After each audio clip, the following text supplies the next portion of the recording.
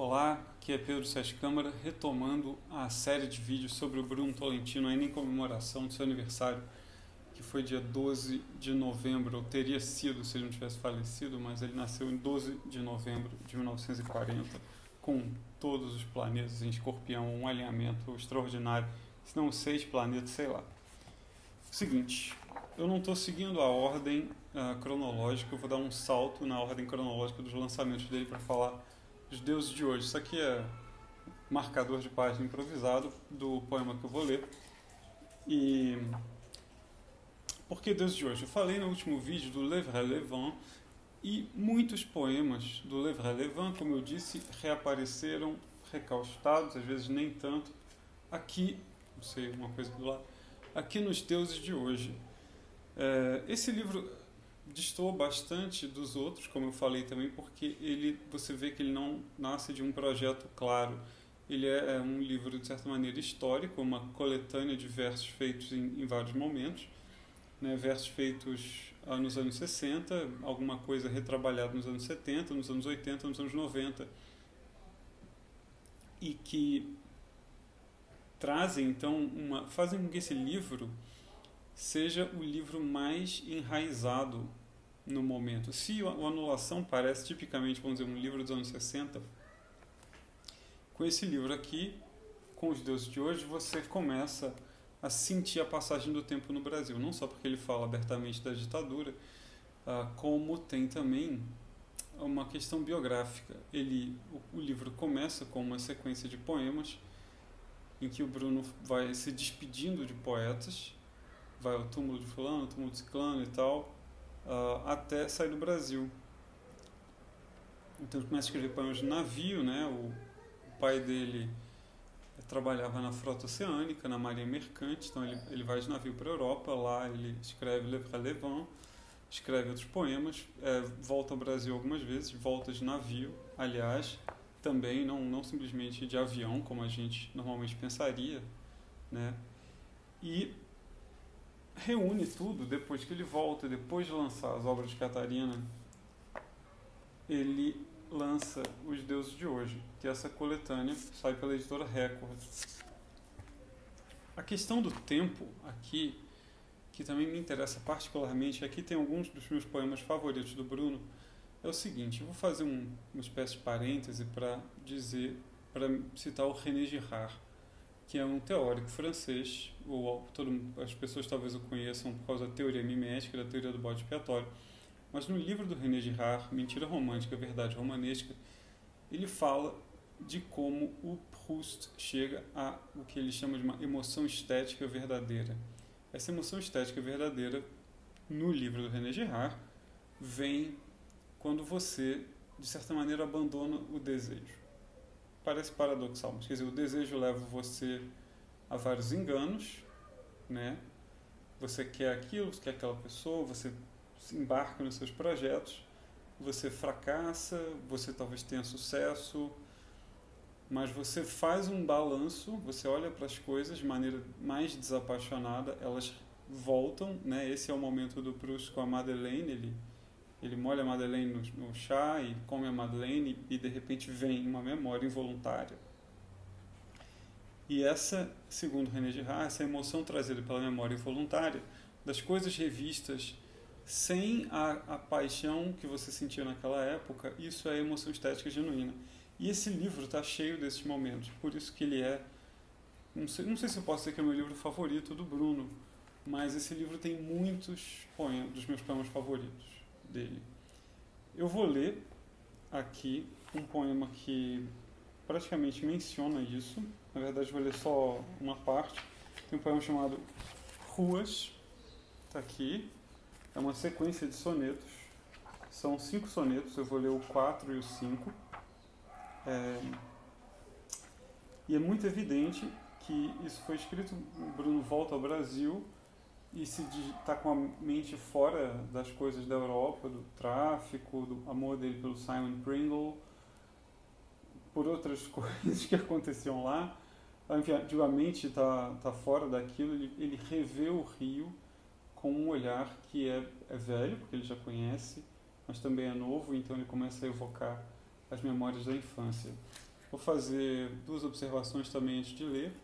A primeira delas é que esse foi o primeiro livro que eu comprei do Bruno, né? Um dia eu voltando para casa, tinha saído com os amigos de noite, parei na livraria Letras e Expressões, que na época era a única coisa no Rio de Janeiro que ficava aberta 24 horas. Comprei esse livro, porque era o único que tinha, eu teria comprado que tivesse, e comecei a ler de madrugada. E caí na gargalhada, porque eu morava na casa dos meus pais, né, era bem jovem e tinha, sei lá, 20 anos. E não vim, por aí. Ou 19 ainda, talvez. E aí, o Bruno diz assim: não tenho nada a ver com a Rotaneleiros. Bom, eu tenho tudo a ver com a Rotaneleiros. Eu cresci em Copacabana, nasci lá em Copacabana, e eu estava sentado num sofá quase na esquina da Rotaneleiros, voltado para a Rotaneleiros. Então, dei uma gargalhada e isso se tornou uma lembrança da leitura, que me marcou, aquela lembrança da primeira leitura, né? Não sei se vocês estão ouvindo aí, o pessoal tem uma quadra aqui do lado, o pessoal está brincando.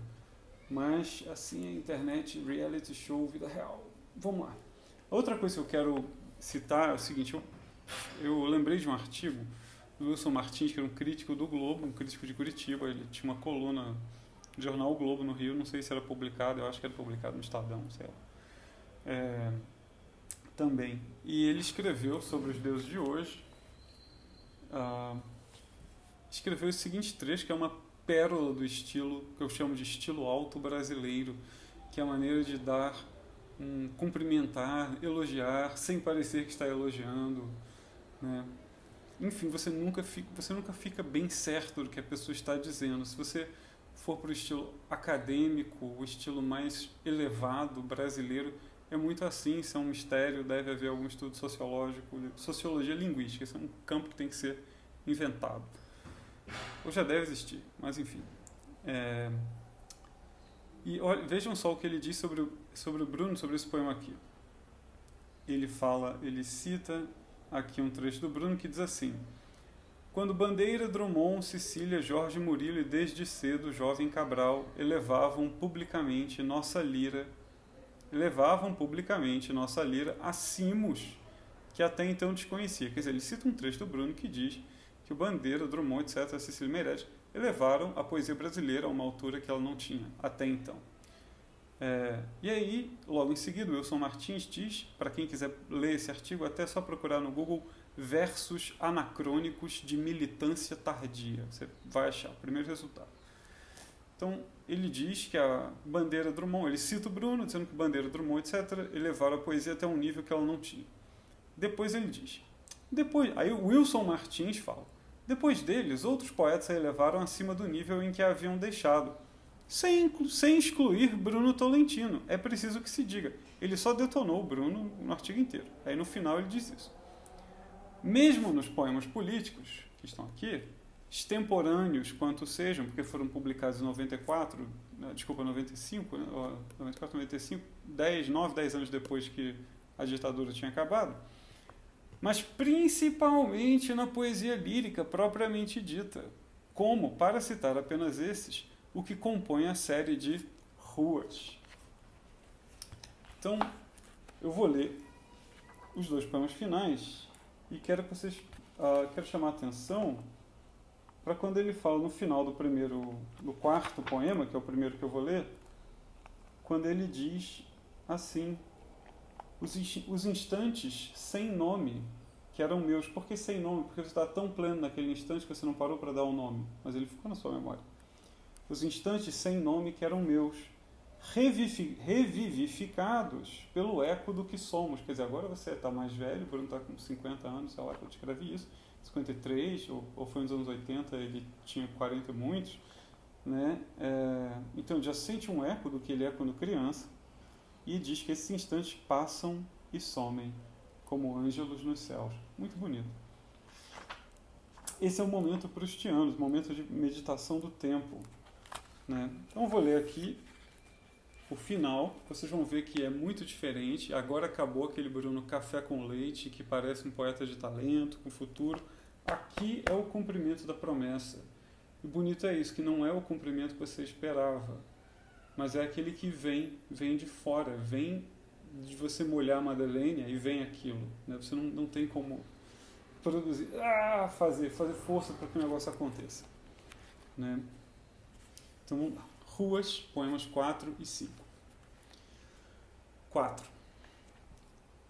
Quando a bênção de Deus todas as tardes cai sobre os telhados e revala entre as calçadas e os paralelepípedos e de repente vai, se despejando como aquelas enxurradas por bairros e barrancos, como uma queixa, um ai, um soluço de amor.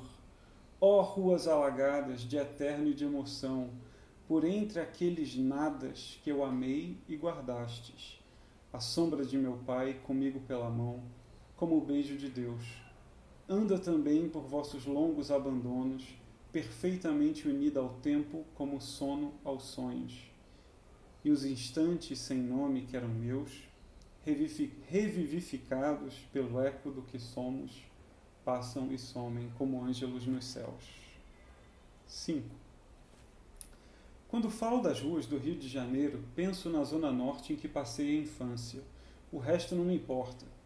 O resto é essa distância em que eu sumi um dia. O vago mundo inteiro que muito me encantou, mas que não vale o cheiro da terra quente sob a chuva em que eu, criança, pousava os pés descalços. Aqueles pés de dança de pedra em pedra sobre o rio Trapicheiro. Não tenho nada a ver com a rua Toneleiros, com a Via del Garófano ou com a Bahnhofstrasse. Nada perdi por lá, por mais que passeasse 2 pés inúteis. Somos todos estrangeiros de rua em rua e só cabemos nos primeiros e nos últimos passos. O resto é beco, impasse. Antes de terminar, só lembrar que impasse em francês é um beco sem saída também, não é só um cul-de-sac. Obrigado, até mais.